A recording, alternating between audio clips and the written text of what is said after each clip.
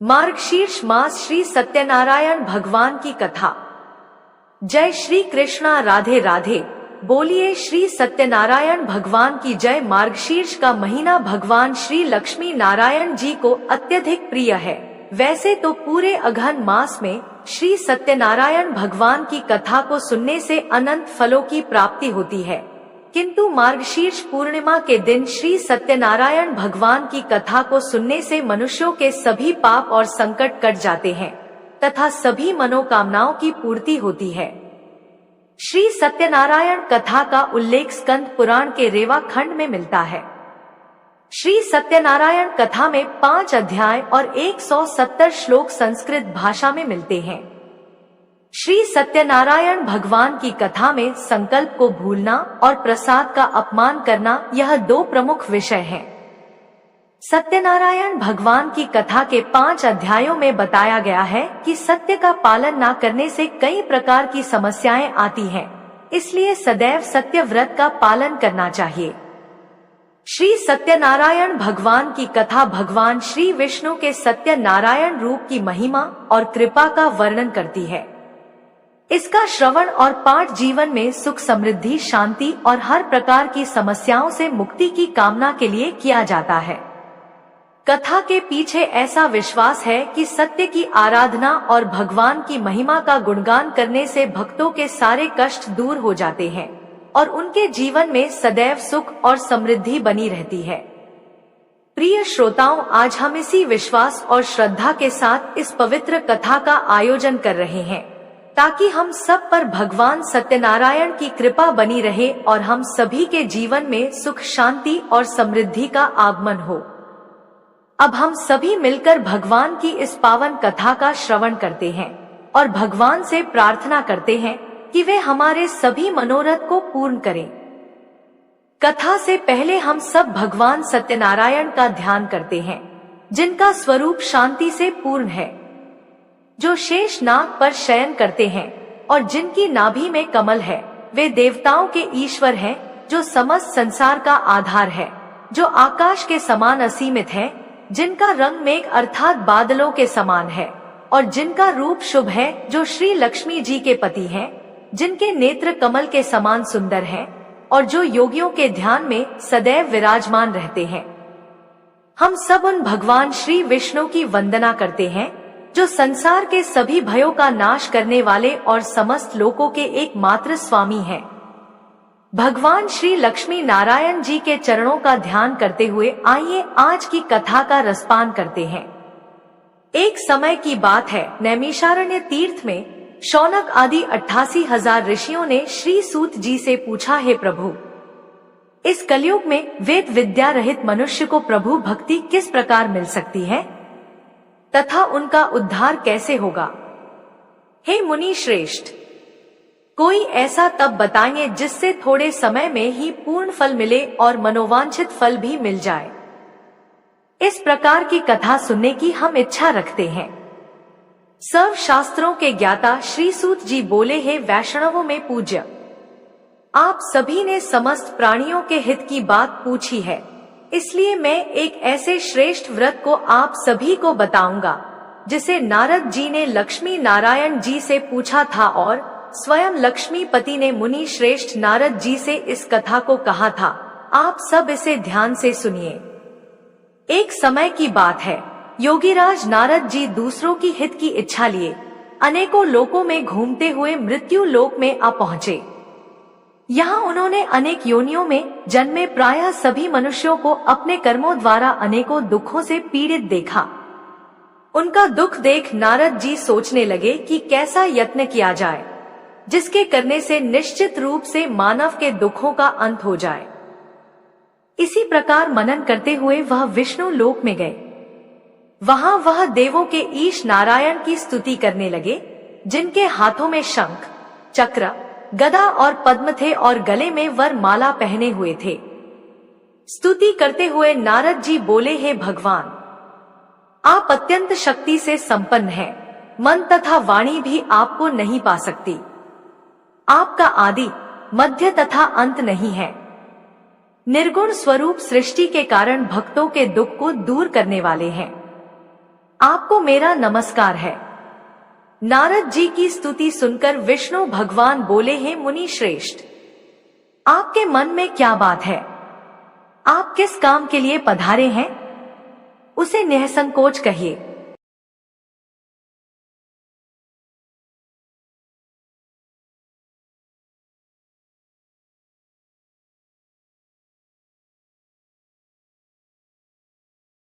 इस पर नारद मुनि बोले कि मृत्यु लोक में अनेक योनियों में जन्मे मनुष्य अपने कर्मों के द्वारा अनेकों दुख से दुखी हो रहे हैं। हे नाथ, आप मुझ पर दया रखते हैं तो बताइए कि वह मनुष्य थोड़े प्रयास से ही अपने दुखों से कैसे छुटकारा पा सकते हैं। तब भगवान श्री हरि बोले, हे नारद, मनुष्यों की भलाई के लिए तुमने बहुत अच्छी बात पूछी है। जिसके करने से मनुष्य मोह से छूट जाता है, वह बात मैं तुमसे कहता हूँ, उसे ध्यान पूर्वक सुनो।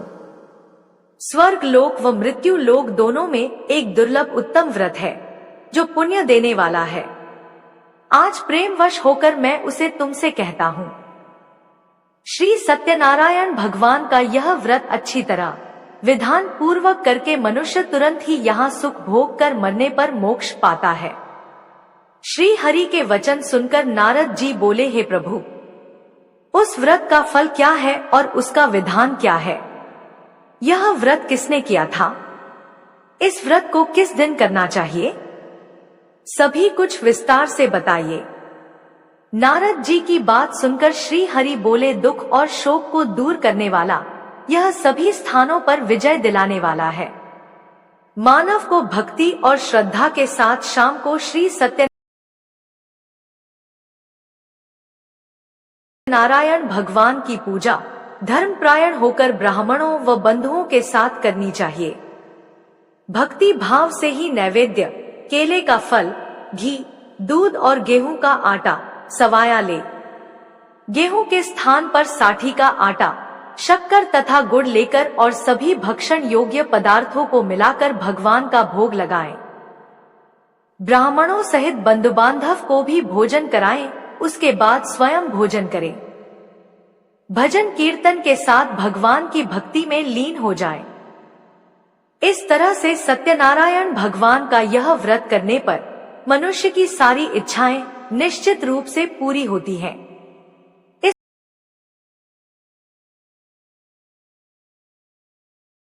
इस कलिकाल अर्थात कलयुग में मृत्यु लोक में मोक्ष का यही एक सरल उपाय बताया गया है। इस प्रकार से श्री सत्यनारायण व्रत कथा का प्रथम अध्याय संपूर्ण हुआ। आप लोग बड़ी श्रद्धा और प्रेम से बोलिए, श्री सत्यनारायण भगवान की जय। श्रोताओं, अब दूसरा अध्याय सुनिए। सूत जी बोले, हे ऋषियों, जिसने सबसे पहले इस व्रत को किया था, मैं उसका इतिहास कहता हूँ, इसे ध्यान से सुनो। सुंदर काशीपुरी नगरी में एक अत्यंत निर्धन ब्राह्मण रहता था। भूख प्यास से परेशान वह धरती पर घूमता रहता था। ब्राह्मणों से प्रेम करने वाले भगवान ने एक दिन ब्राह्मण का वेश धारण कर उसके पास जाकर पूछा, हे विप्र, नित्य दुखी होकर तुम पृथ्वी पर क्यों घूमते हो? दीन ब्राह्मण बोला, मैं निर्धन ब्राह्मण हूँ, भिक्षा के लिए धरती पर घूमता रहता हूँ। हे भगवान, यदि आप इसका कोई उपाय जानते हैं तो मुझे बताइए।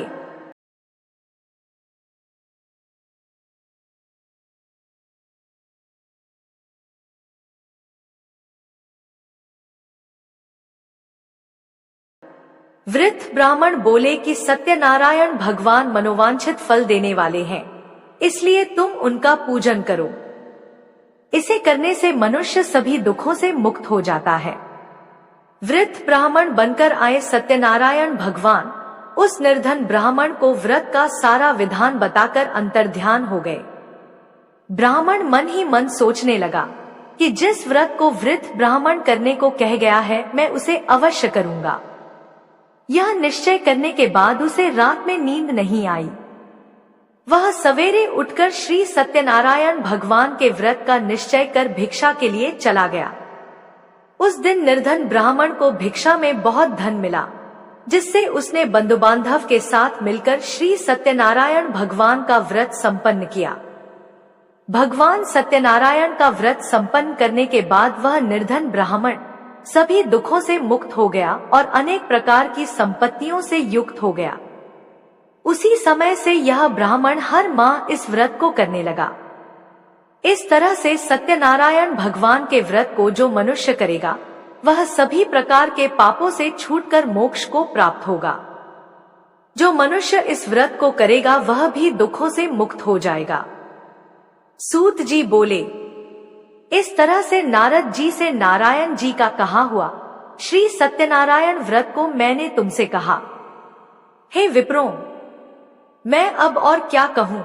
ऋषि बोले, हे मुनिवर, संसार में उस विप्र से सुनकर और किस किस ने इस व्रत को किया, हम सब इस बात को सुनना चाहते हैं।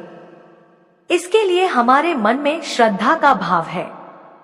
सूत जी बोले, हे मुनियों, जिस जिसने इस व्रत को किया है वह सब सुनो। एक समय वही विप्र धन और ऐश्वर्य के अनुसार अपने बंधु बांधवों के साथ इस व्रत को करने को तैयार हुआ। उसी समय एक लकड़ी बेचने वाला बूढ़ा आदमी आया और लकड़ियां बाहर रखकर अंदर ब्राह्मणों के घर में गया। प्यास से दुखी लकड़हारा उन्हें व्रत करते देख प्रणाम कर पूछने लगा कि आप यह क्या कर रहे हैं तथा इसे करने से क्या फल मिलेगा, कृपया मुझे भी बताइए।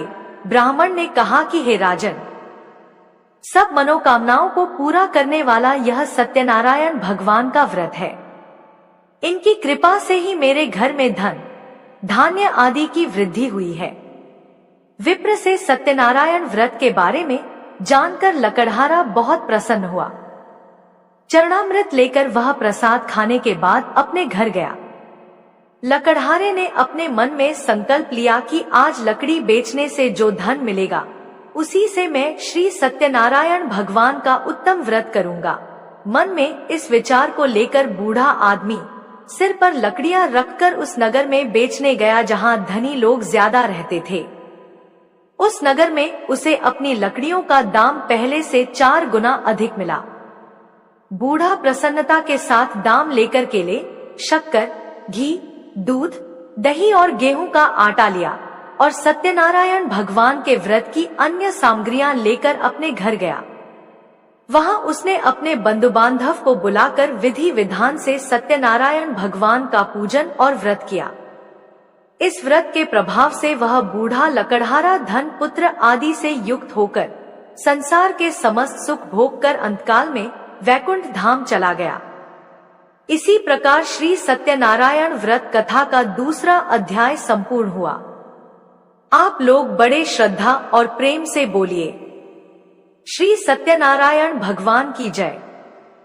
प्रिय श्रोताओं, अब श्री सत्यनारायण कथा का तीसरा अध्याय सुनिए। सूत जी बोले, हे श्रेष्ठ मुनियों, अब आगे की कथा कहता हूँ, उसे ध्यान पूर्वक सुनिए। प्राचीन काल में उल्का मुख नाम का एक बुद्धिमान राजा था। वह सत्यवक्ता और जितेंद्रिय था। प्रतिदिन देव स्थानों पर जाता और निर्धनों को धन देकर उनके कष्ट दूर करता था।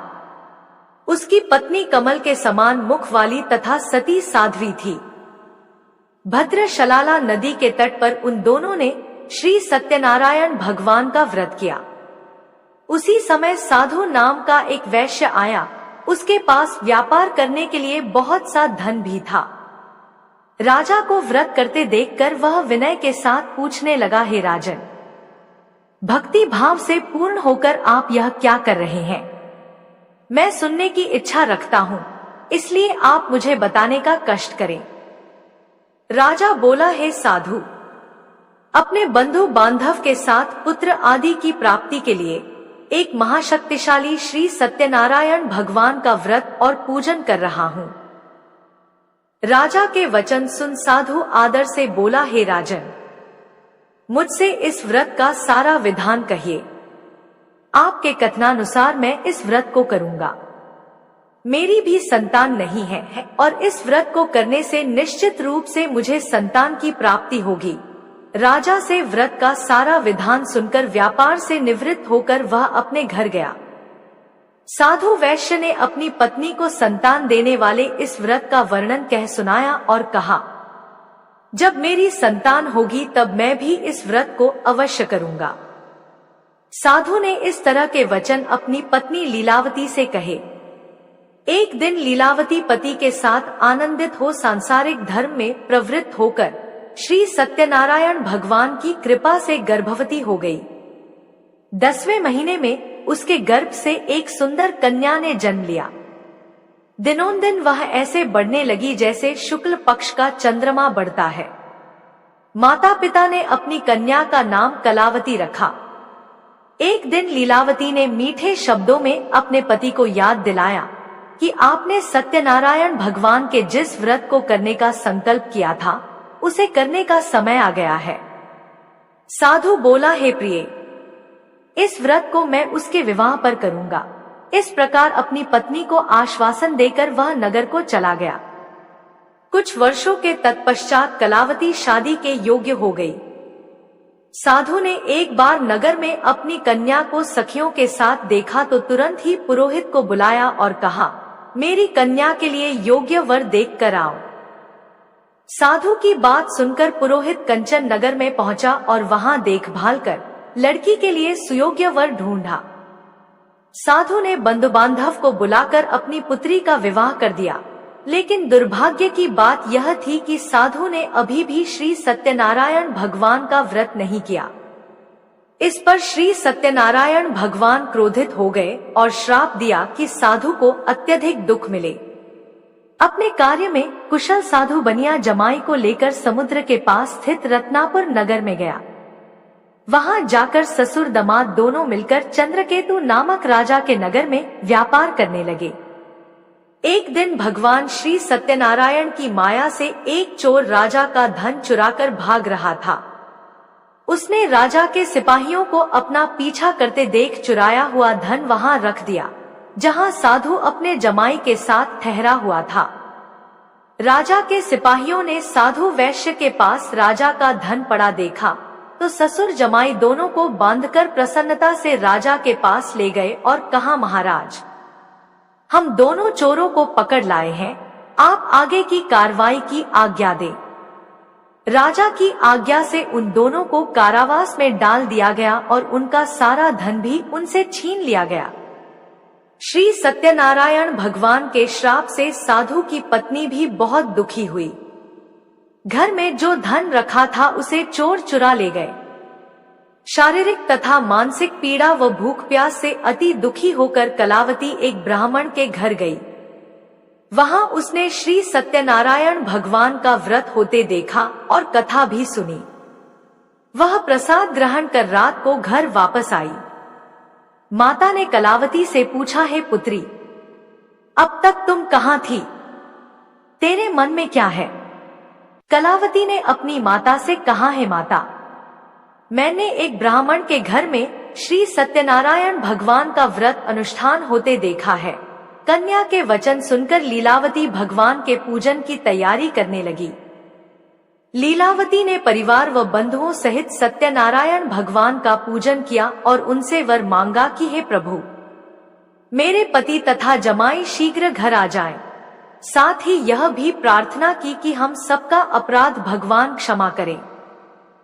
श्री सत्यनारायण भगवान इस व्रत से संतुष्ट हो गए और राजा चंद्रकेतु को सपने में दर्शन देकर कहा, हे राजन, तुम उन दोनों वैश्य को छोड़ दो और तुमने उनका जो धन लिया है उसे भी वापस कर दो।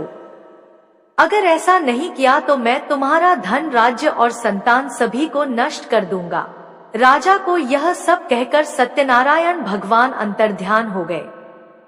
प्रातःकाल सभा में राजा ने अपना सपना सुनाया, फिर बोले, वणिक पुत्रों को कैद से मुक्त कर सभा में लाओ। दोनों ने आते ही राजा को प्रणाम किया।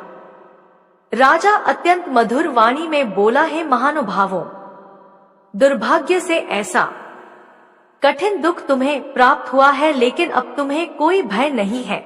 ऐसा कहकर राजा ने उन दोनों को नए वस्त्र और आभूषण पहनाए और जितना धन उनका लिया था उससे दोगुना धन वापस कर दिया।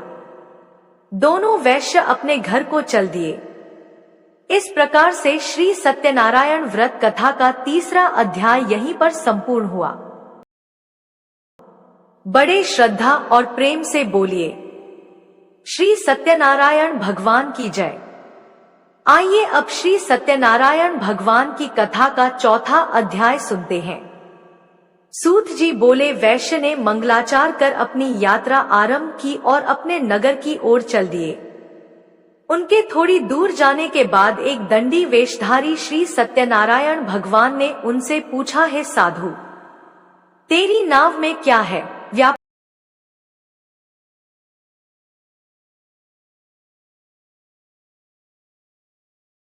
हंसता हुआ बोला, हे दंडी, आप क्यों पूछते हो, क्या धन लेने की इच्छा है? मेरी नाव में तो बेल और पत्ते भरे हुए हैं। वैश्य के कठोर वचन सुनकर दंडी बने श्री सत्यनारायण भगवान बोले, तुम्हारे वचन सत्य हो। दंडी ऐसा वचन कहकर वहां से दूर चले गए और कुछ दूर जाकर समुद्र के किनारे बैठ गए। दंडी के जाने के बाद साधु वैश्य ने नित्य क्रिया के पश्चात नाव को ऊंची उठती देखकर आश्चर्यचकित हो गया और नाव में बेल पत्ते आदि देख वह मूर्छित हो वहीं पर गिर पड़ा। मूर्छा खुलने पर वह अत्यंत शोक में डूब गया। तब उसका दामाद बोला, पिताजी आप शोक ना मनाएं, यह दंडी का श्राप है, इसलिए हमें उनकी शरण में जाना चाहिए, तभी हमारी मनोकामना पूरी होगी। दामाद की बात सुनकर वह दंडी के पास पहुंचा और अत्यंत विनम्रता एवं भक्ति भाव से प्रणाम करके बोला, हे महाराज, मैंने आपसे जो असत्य वचन कहे थे उनके लिए मुझे क्षमा कर दीजिए। ऐसा सुनकर महान शोकातुर होकर दंडी भगवान बोले, हे वणिक पुत्र, मेरी आज्ञा से बार बार तुम्हें दुख प्राप्त हुआ है, क्योंकि तुम मेरी पूजा से विमुख हुए। साधु बोला, हे प्रभु, आपकी माया से ब्रह्मा आदि देवता भी आपके रूप को नहीं जानते। प्रभु, मैं तो अज्ञानी हूँ, कैसे जान सकता हूँ? आप प्रसन्न होइए प्रभु, अब मैं अपनी सामर्थ्य के अनुसार आपकी पूजा करूंगा। हे प्रभु, मेरी रक्षा कीजिए और पहले के समान नौका में धन धान्य भर दीजिए। साधु वैश्य के भक्तिपूर्ण वचन सुनकर भगवान प्रसन्न हो गए और उसकी इच्छा अनुसार वरदान देकर अंतर्ध्यान हो गए।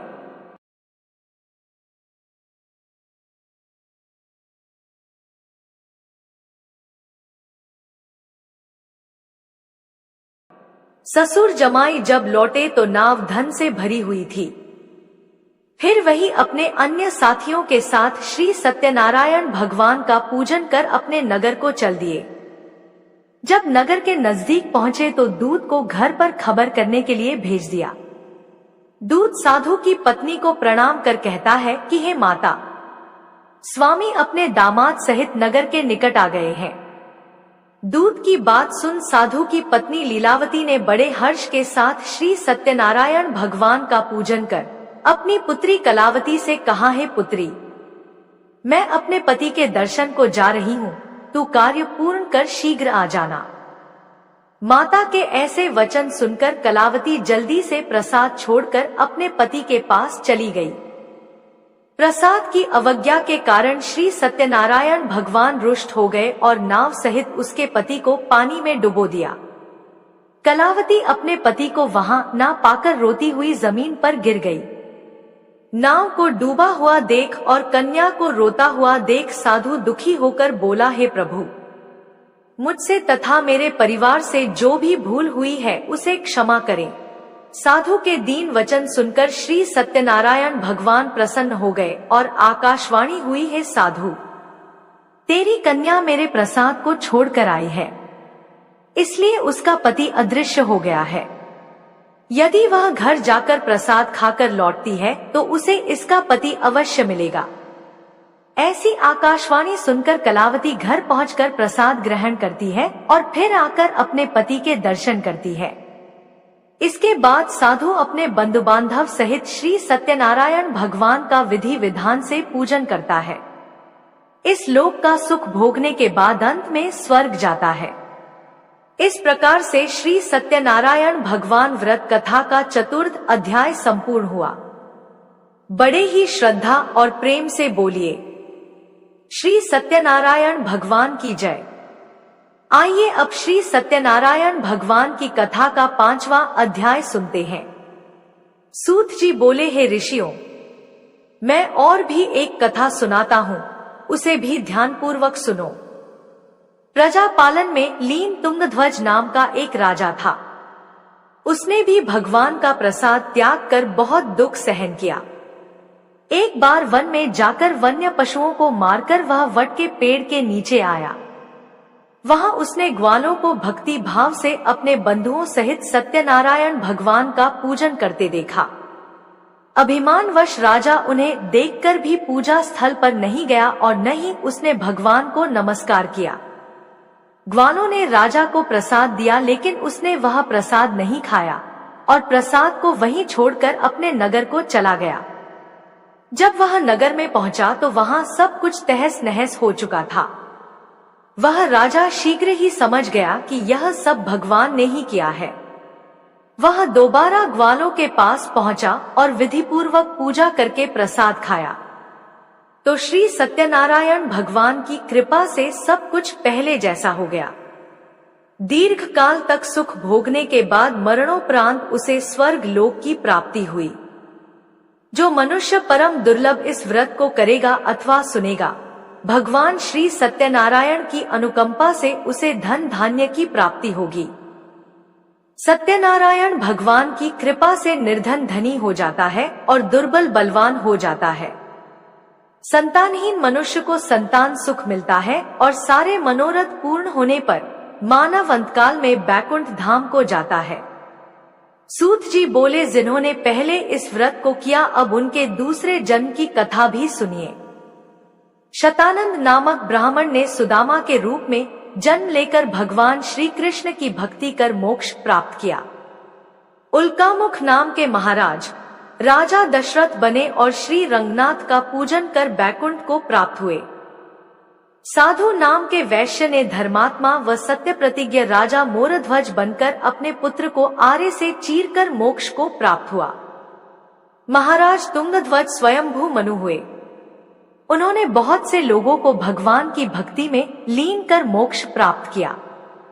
लकड़हारा भील अगले जन्म में निषाद राजा हुआ, जिसने भगवान श्री राम के चरणों की सेवा कर मोक्ष प्राप्त किया। इस प्रकार श्री सत्यनारायण व्रत कथा का 5वां अध्याय संपूर्ण हुआ। बड़ी ही श्रद्धा और प्रेम से बोलिए श्री सत्यनारायण भगवान की जय।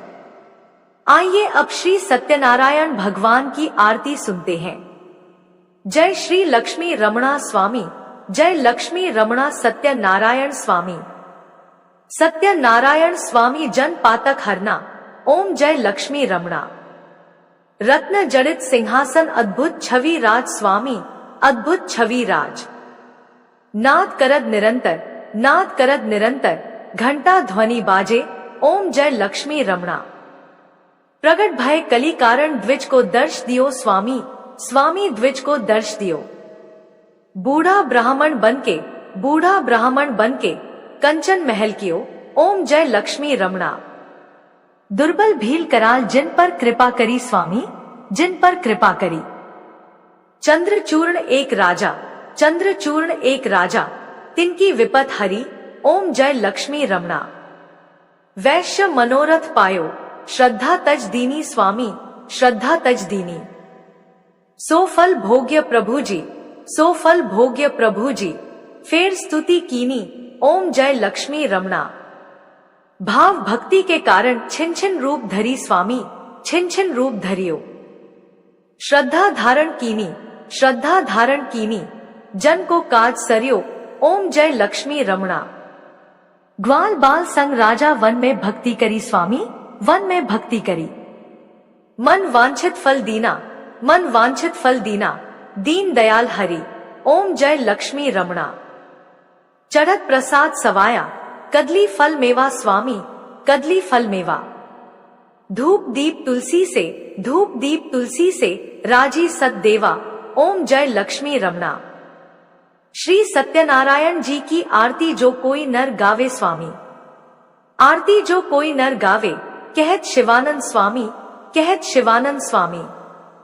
मन वांछित फल पावे, ओम जय लक्ष्मी रमणा। बोलिए श्री सत्यनारायण भगवान की जय। श्रोताओं, पूरी सत्यनारायण व्रत कथा का निहितार्थ यह है